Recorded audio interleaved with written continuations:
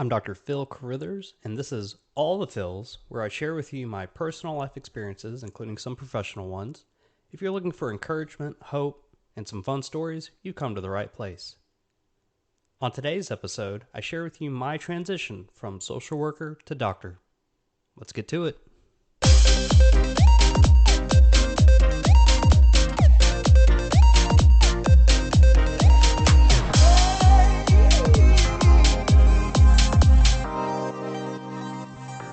Welcome, everyone. Such an exciting day. This is the first episode of All the Phils, episode number 1, and you are here to listen to it. So I thank you for tuning in, to listening in, adding this show to your playlist. I know there's so many great podcasts out there. Exciting that I get to be one of those, at least for the moment. So it's exciting, very exciting. I'm happy to have you here. Again, my name is Dr. Phil Carruthers. Specifically, I am a pathology resident. I actually was a pediatrician. I was a pediatrician resident for almost a year and decided that although kids are awesome, I love studying their diseases. I love studying cancers, tumors, all that good stuff. So I decided to make that switch, that specialty from pediatrics to pathology. So I'll talk about that a little bit more in detail a little bit later on. But today's episode is just about my career change, and it is a doozy. I'm glad that you're here to hear all about it. We'll get started. So, we have all been asked at one time or another in our lives, what do you want to be when you grow up? And as a child, we always think about what do we want to be when we grow up. As an adult, we always question, well, when have I reached that interface where I actually have indeed grown up? Am I immature? Do I need to mature a little bit more? As you can tell, that question can kind of get a little complicated, but I'm going to keep it simple. What did you want to be when you grew up, right? Halloween. Halloween was always a fun favorite. I was an 80s kid. I was born in the 80s, and a couple of times throughout the 80s and the 90s, I would dress up as my favorite profession at the time that I wanted to be. I think at one point, for whatever reason, I'm from Huntsville, Alabama. I'm an Alabama kid. Roll Tide, yes. That can get annoying. Not for me. But yeah, I think when I was 7, I had a Tennessee Volunteers football uniform, and that was my Halloween costume because at one point I wanted to be a football player. I think a lot of us wanted to, emulate our, the leaders of sports at one time or another. And for me, I love football. I didn't understand a thing of it. I just love the fact that you can get the ball, you can run it down, but if someone has the ball, you can go and tackle them and not get in trouble for it. I mean, that was before I knew what the penalty flags were. But yeah, I mean, dressed up as a football player for Tennessee. I think I dressed up as a farmer once. That was fun. Got to wear some boots. But at one point or another, we always are asked, what do we want to be when we grow up? Like, what's our dream job? What do we want to do? And I thought about it a little bit more as I grew up and decided that I wanted to be a storm chaser. And was this influenced by movies? Absolutely, it was. My favorite movie of all time is Twister. Helen Hunt stars in it. Bill Paxton, God rest his soul. That was my favorite movie growing up. I can quote it in the most annoying way possible, but it's just those movies that you grow up with that just have this huge emphasis on you, and it kind of leads you towards, your career path or path in life outside of your career. Movies, they teach us like, hey, what is love? Like, how do I know I'm in love? Well, look at Leonardo DiCaprio in Titanic, or, look at The Notebook, so little things like that. So yeah, that influenced my first career aspiration was being a tornado chaser. So I wanted to be a meteorologist. And for the longest time, I thought, I would doodle tornadoes. I would always, like draw the little cows flying around the tornadoes, destruction from the tornadoes and everything. I just love the fascination behind it. I never actually saw a tornado up until later, which I will discuss, because tornadoes actually helped me in my career choice. It was not to push me towards being a meteorologist, but something more. So I went through that phase of being a meteorologist, and then when I had to figure out how to explain how tornadoes formed, how lightning worked, how it rained, there was a lot of science involved. And science scared me. Anything mathematics, science, it scared me. So I decided to just kind of put that on the back burner, not really go for a career, and just at that time just try to focus on, getting through school, middle school, high school, just trying to survive, really. So, but during that time, even though I wasn't, focused on my career at that time, I had a lot of fun jobs growing up. And I did write some of those jobs down just to remember, fun jobs growing up. It's literally my list right here. And one of my most memorable job experiences was I dressed up for 2 days. I worked for a local cable company, and I dressed up as a shark and waved at people on the side of the road with another friend of mine, Robert Shankowitz. Good guy. We marched in band together. I was a band kid.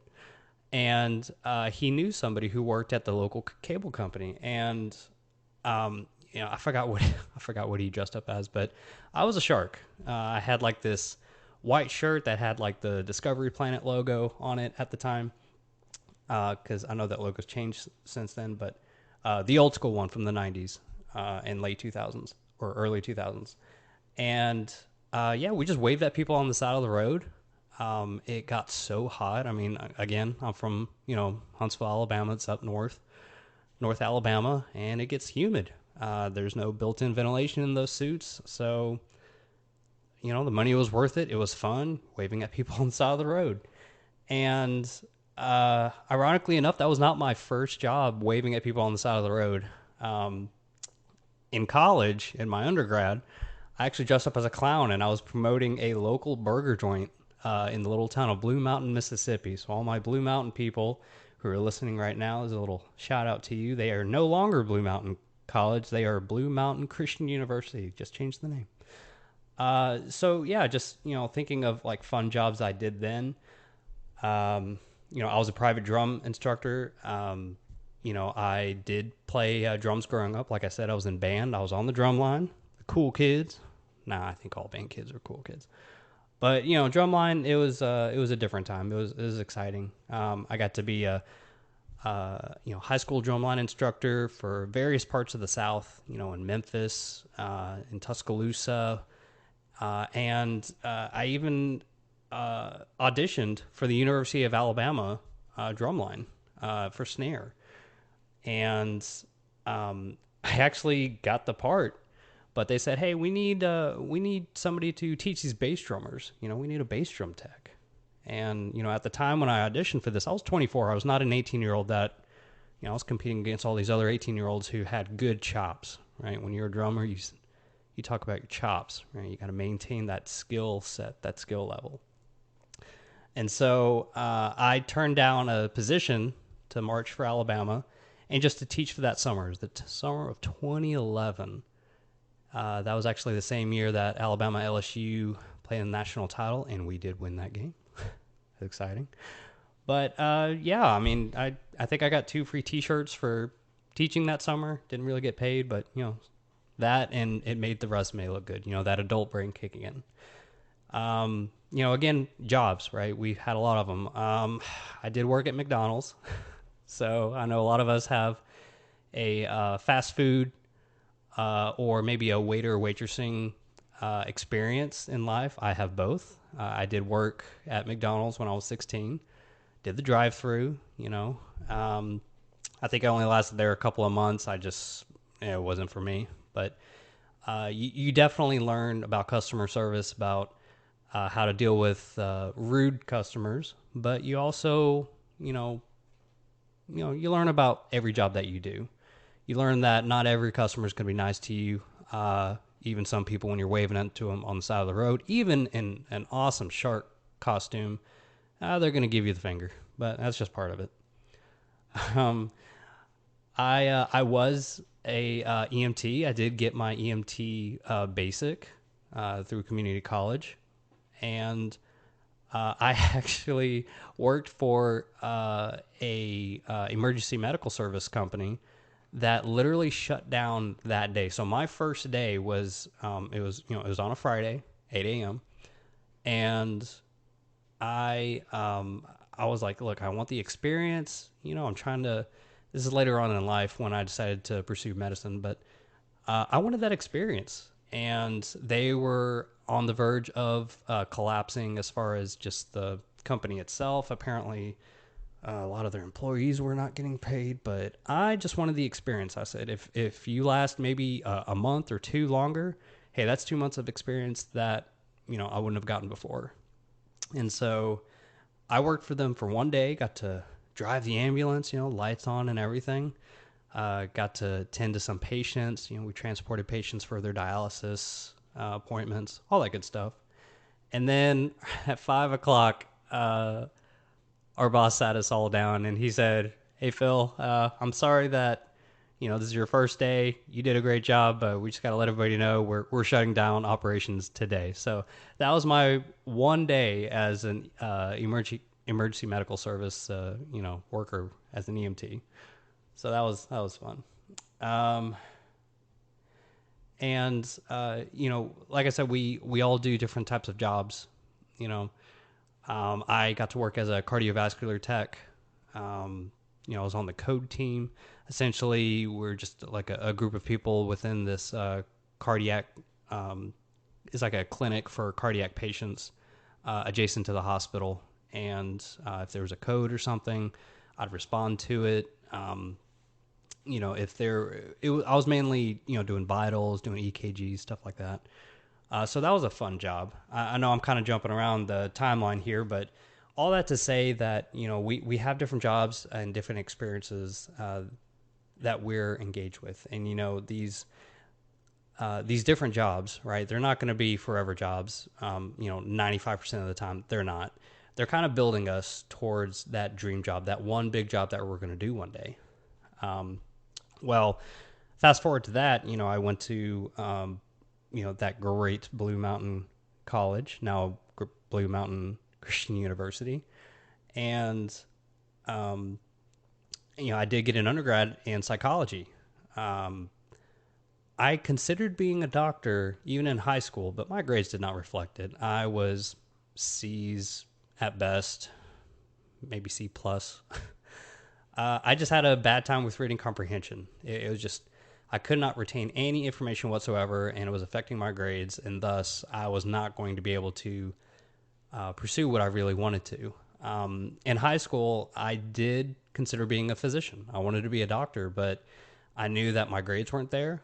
I had a hard time focusing and concentrating, and I actually did not find out that I had ADHD, which is attention deficit hyperactivity disorder. I did not realize that I had it until late in high school. I think my junior or senior year, and once I found out about that, and once I found out that there's treatment for it, I feel like, oh man, my GPA, I could have been working on it all this time, but at least we find out now.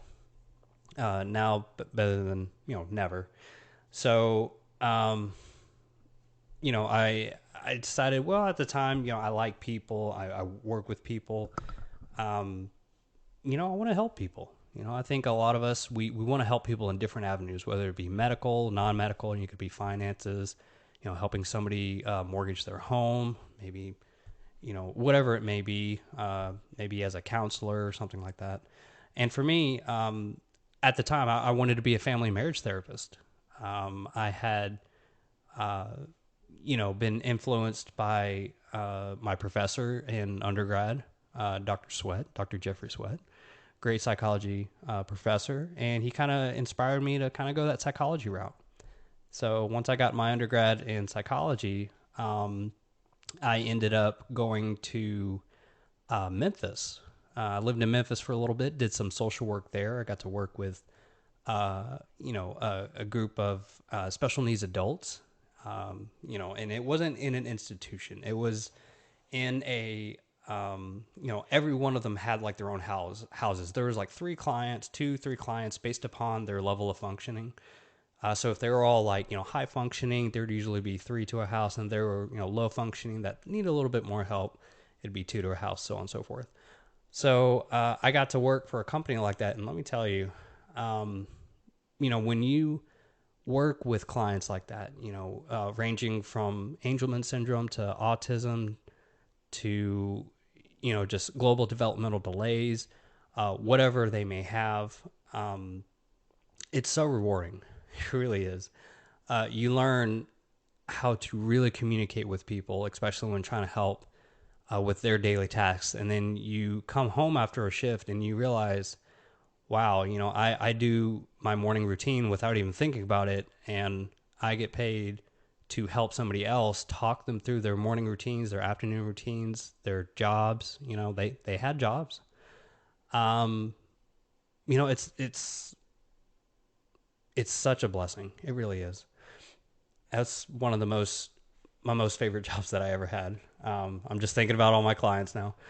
But it was a great place out there in Memphis, and I realized that after doing that, I wanted to continue education. I really did. I wanted to continue my career path, because usually you don't just stop with an undergrad in psychology. Usually you'll go on to get a master's in something, whether it be clinical psych or an MSW, master's social work, or whatever it may be. So I remember that I decided, all right, I'm going to take this thing called the GRE.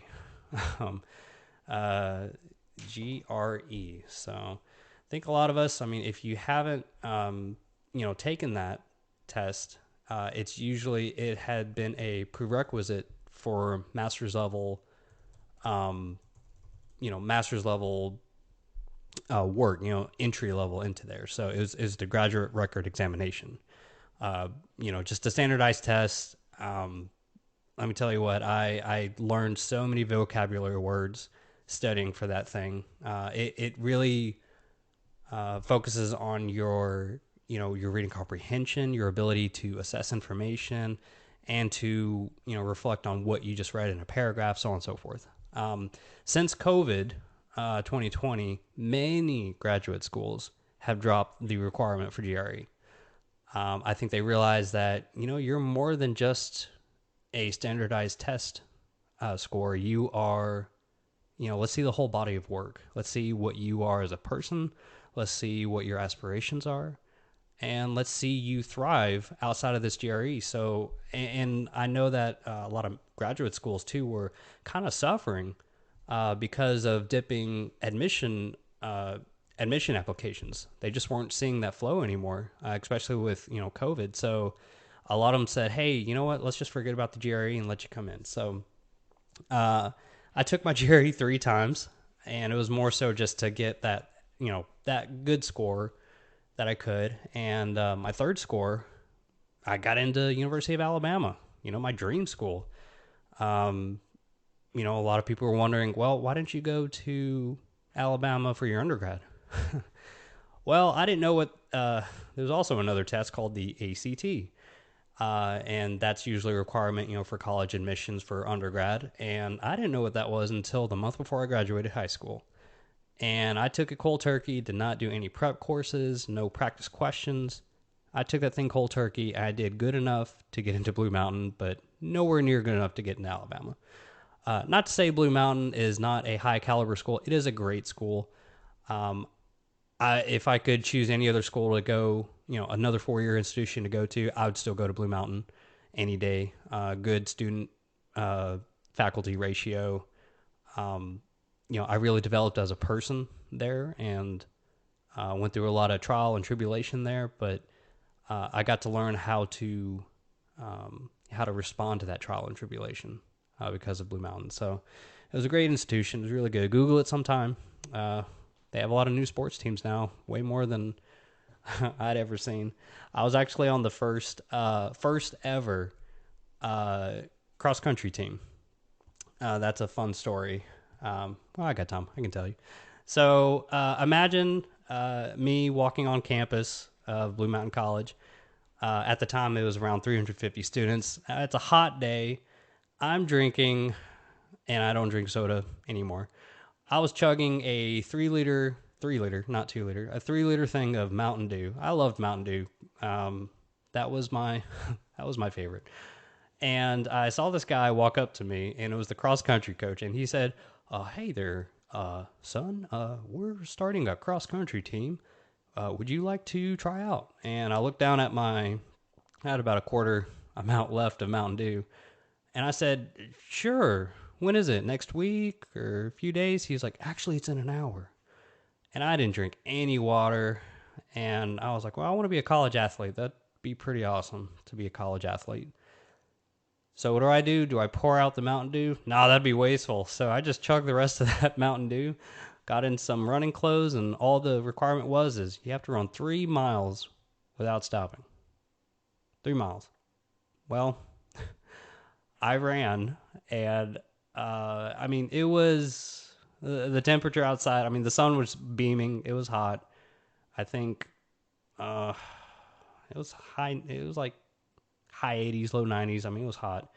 But it's a worst case scenario for someone who hadn't been drinking any water at all. I mean, I've been chugging that Mountain Dew. I started on that Mountain Dew 2 days ago. For any of those college kids who, have weird eating, drinking patterns, that was one of mine. I would work on a Mountain Dew for a couple of days until it's gone, and then next thing comes along. But so yeah, that's all we had to do. And I remember just, running and having to kind of walk a little bit. I would sway to the left and right because I felt a little dizzy. I was definitely very dehydrated, and I remember I was about 10 yards away from the finish line, and everything starts going black. I mean, I'm losing feeling and everything, and then I just black out. And then I wake up, and I see like 3 or 4 people kind of hovering over me. They're blocking the sun over me, and they're picking me up, and I grab my left cheek, and I look on my hand, and it was just white chalk all over the place. I passed out face first on the finish line. It was incredible. I mean, it was a borderline medical emergency, but it was, it was dehydration,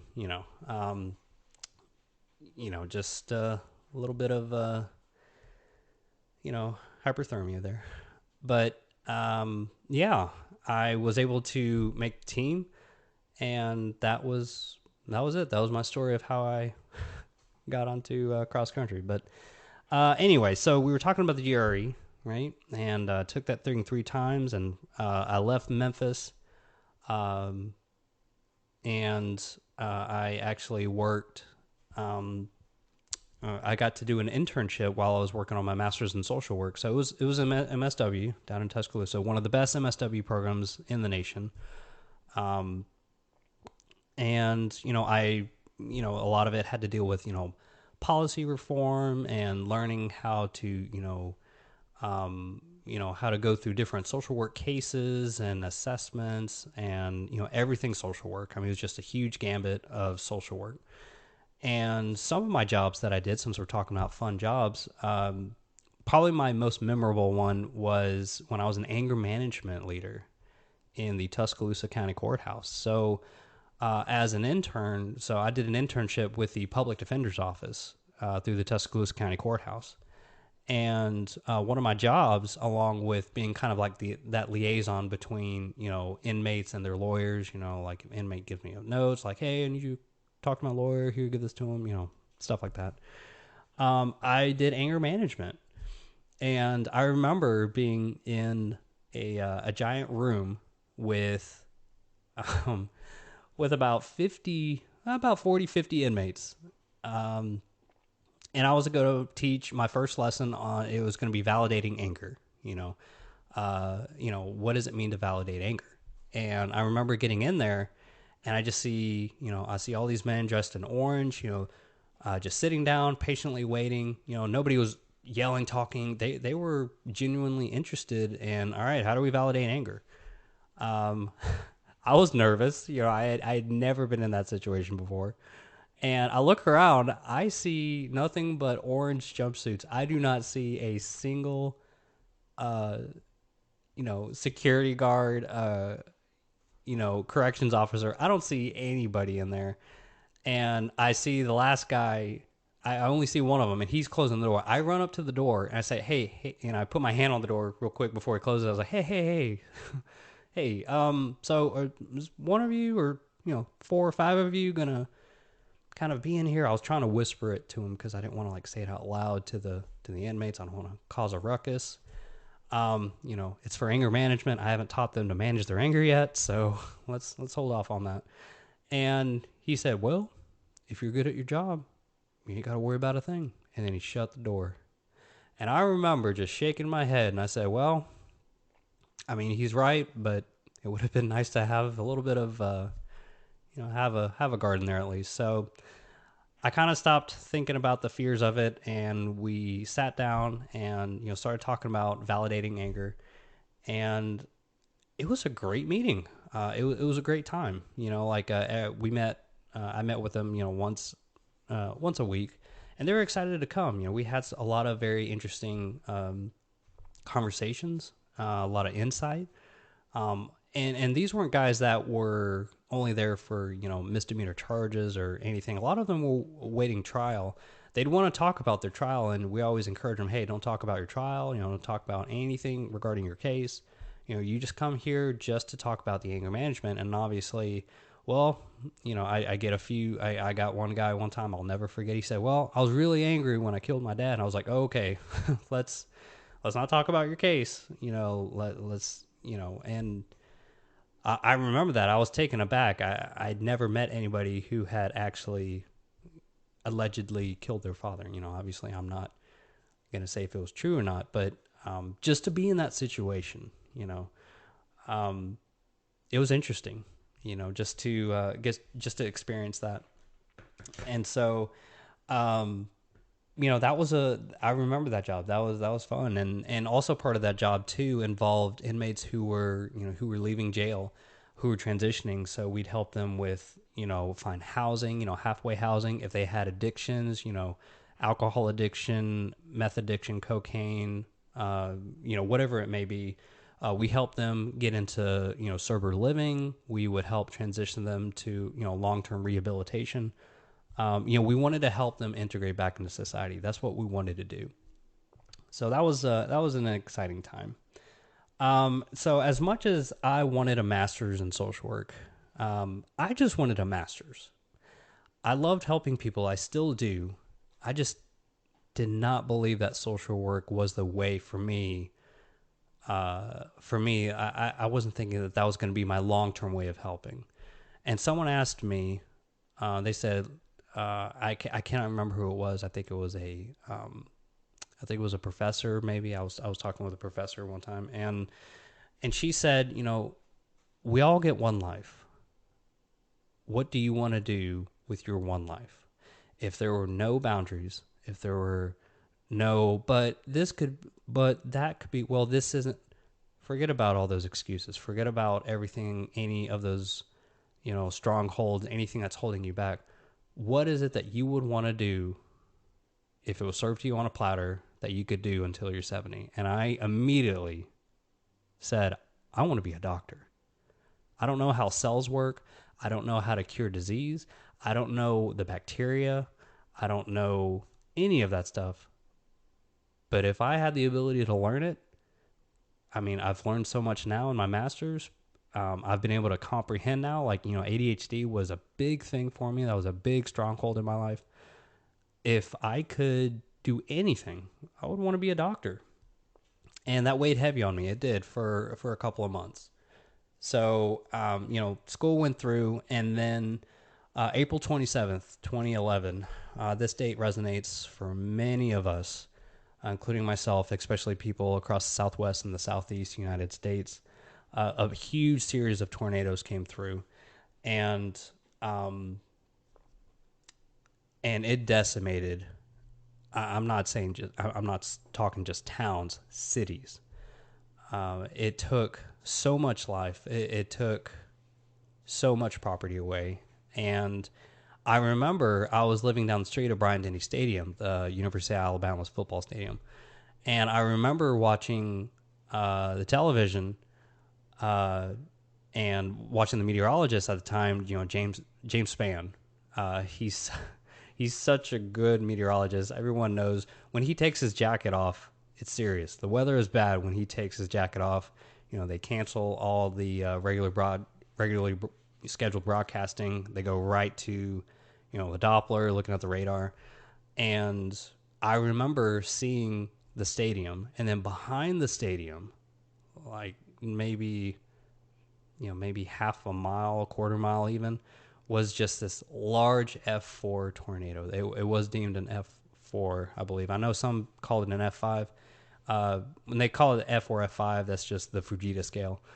It measures the intensity of how much a tornado destroys, how much damage it causes, the wind speed, all that good stuff. So that's how they do it. Anyway, so I remember seeing this tornado, and it is just slowly moving, across the screen past the stadium, and I'm realizing I live down this stadium, and so the tornado chaser heart inside of me, instead of getting into a bathtub like you should, or into a basement if it's available, didn't have one of those. I went outside to look.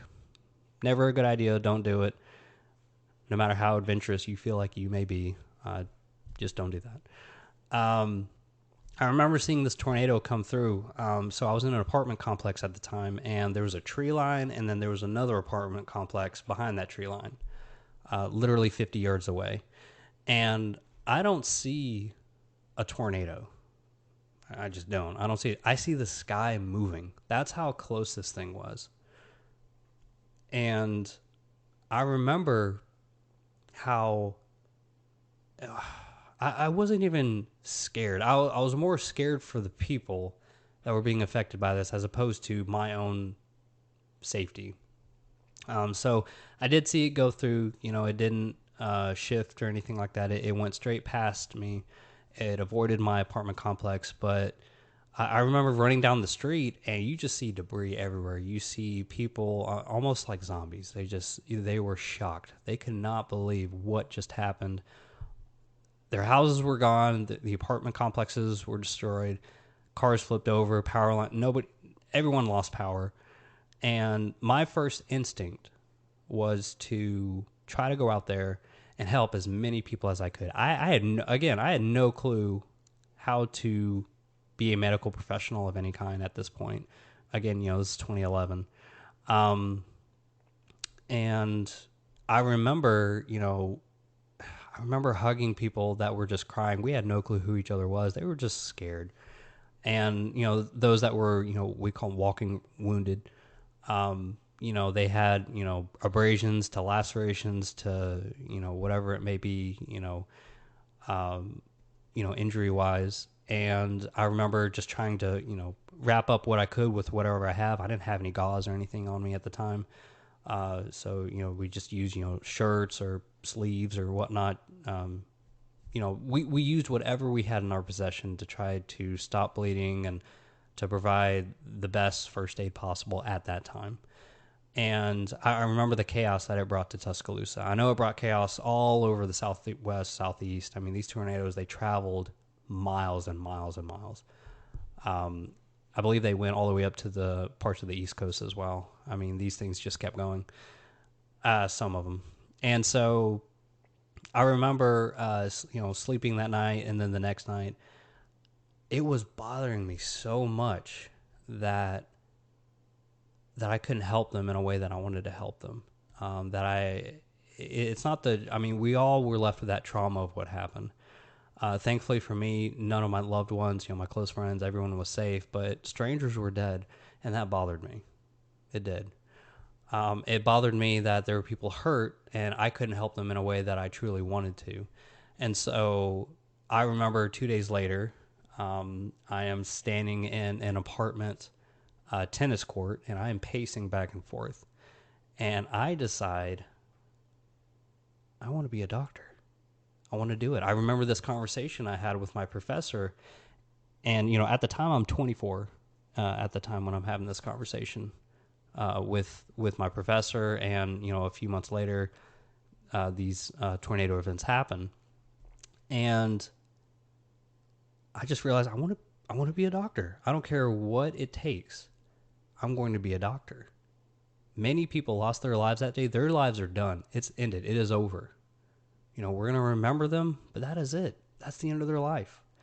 And for me, I took it personal. I said, what is the end of my life going to be like? What am I going to be doing? I mean, obviously, none of us know when the end of our lives are going to be.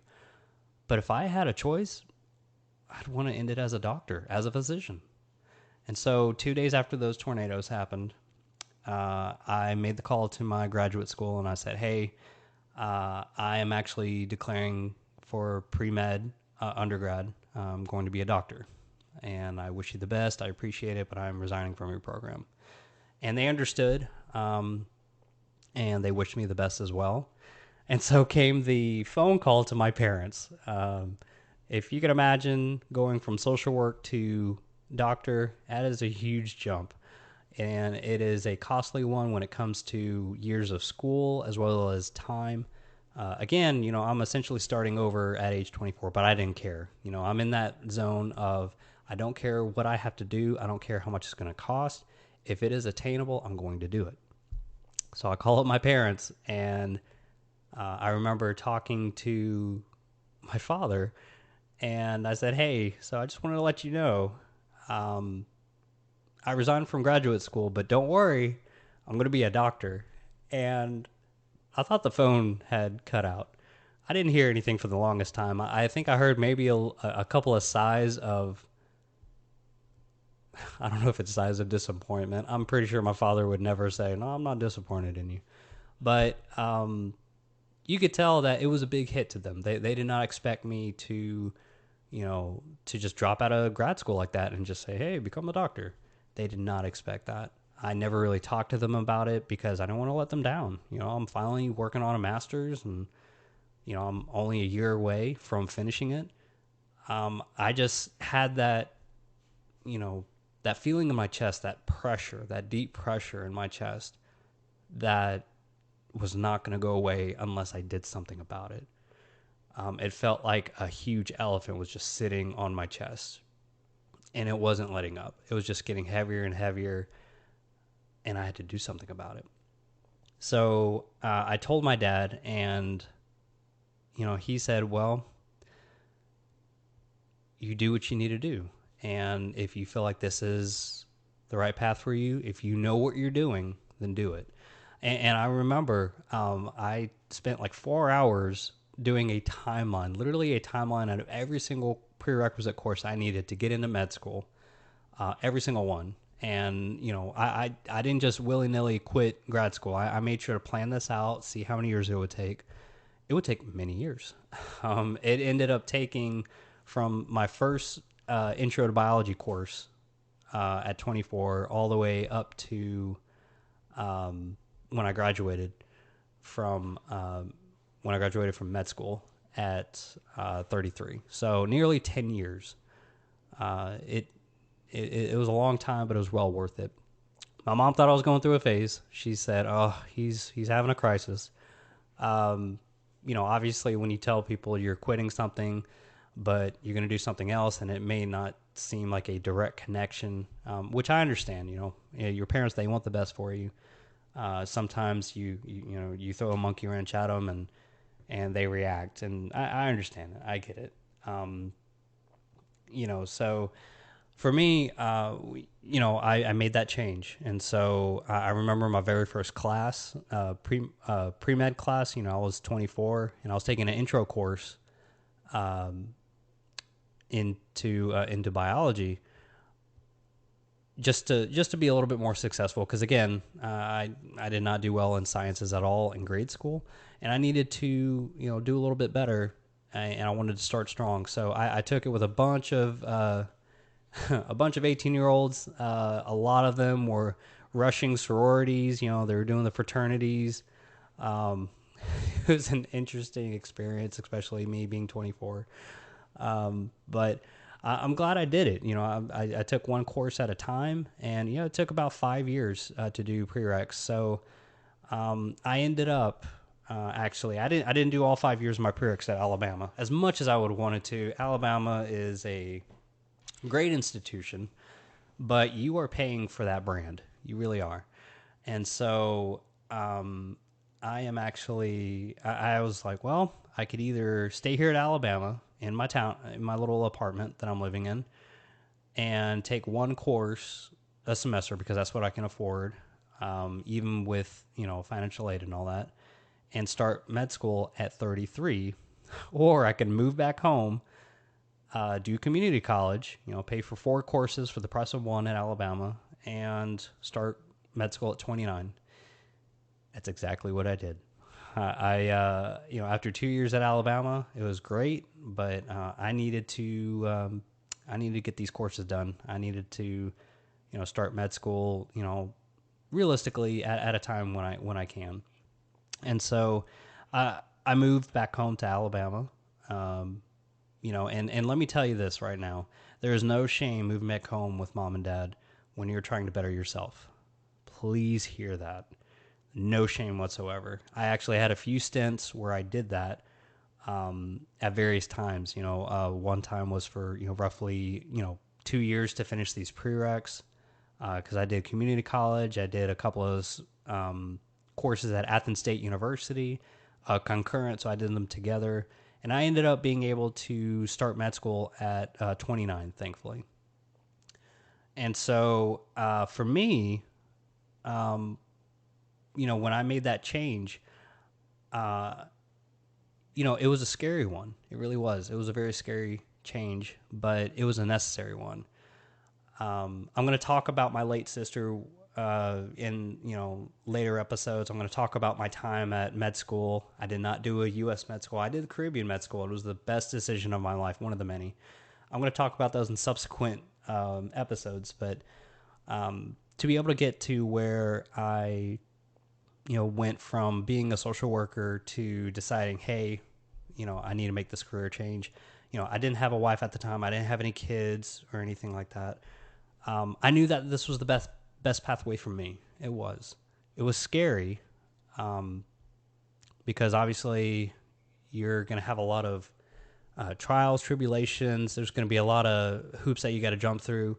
There's always going to be hoops, no matter what profession you go through. I like to think of it as, well, my legs are going to get stronger, with every hoop. I do want to end on this note. Again, I'll talk more about my career a little bit more, but that was just kind of the nitty gritty of that career change, that change that I had made. One of the last quotes that someone told me, it was when I first started, my intro to biology course, when I was 24, and, I felt overwhelmed. I almost started to think, was this a good idea? I don't know. I mean, I'm thankful I'm not doing social work anymore, but I mean, we need social workers, by the way. Let me put that in there. Social workers, amazing, amazing crew. Some of the best people I know, the biggest hearts, they're great discerners, social workers. If it is for you, go for it. Follow your calling. Mine was not that. And you have to recognize that. You have to recognize that that's not your calling. And so, like I was saying, with one of the professors I was talking with, I asked her, I said, man, I'm pretty stressed about all this, not sure how to really handle it. And then she asked me, how do you eat an elephant? And I said, I'm sorry, what? Elephant? She was like, how do you eat an elephant? Just asking it very nonchalantly, asking it like it's an everyday question, like, hey, how are you doing today? Or how's the weather? How do you eat an elephant? And I was trying to analyze this left and right. I mean, it's a professor, so I'm trying to make sure I get this question right. And I was just overanalyzing it. And then mid-sentence, when I'm talking about, well, is it a figurative or a literal elephant? Is it this? And then she put her hand on my shoulder, and I stopped talking, and she said, one bite at a time. So whatever it may be, whatever those situations may be, whatever, if it's a career change, if it is a change in your marriage status, if it is a change in location, like you're moving from, I don't know, Florida to Washington, whatever it may be, one bite at a time, one little thing at a time. You know, if you're working on that master's, if you're working on that undergrad, mom with a single mom with kids, if you're working on that undergrad, one bite at a time. All right. I'm reaching out to you too, because I know a lot of great single moms who are killing it right now, raising their kids and also doing school. Dads, I'm looking out for you too. I know it's a hard, it's hard out there. You're trying to better yourself as well, whether it be with school or even with work. You know, you're working, 2, 3 jobs. Maybe you're putting 60 plus hours a week in just to make ends meet. But I encourage everyone, how do you eat that elephant? How do you take on such a big task? One bite at a time, all right? Take your time, give yourself some grace. Tune in next time for All the Fills.